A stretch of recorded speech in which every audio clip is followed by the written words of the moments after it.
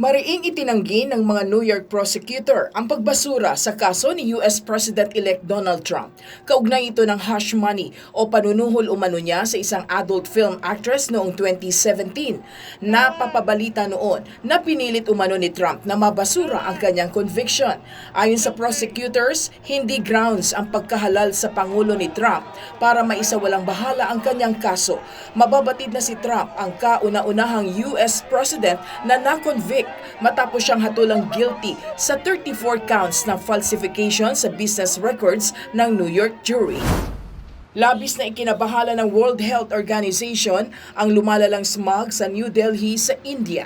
Ayon sa WHO, 60 beses na malala ang smog surge sa lungsod kumpara sa daily maximum na tala ng ahensya.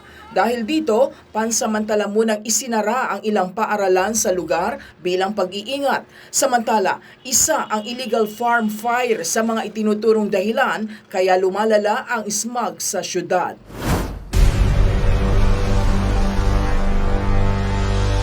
Inilabas na ang kauna-unahang trailer para sa live-action adaptation ng sikat na film series na How to Train Your Dragon. Pagbibidahan ito ni Black Phone actor Mason Thames na gaganap bilang si Hiccup Horrendous Haddock III. Magbabalik muli ang dynamic duo na sina Hiccup at Toothless sa big screen ilang taon matapos ang huling pelikula. Matatandaan na nakapagkamit ang animated film ng higit $1.6 billion sa global box office.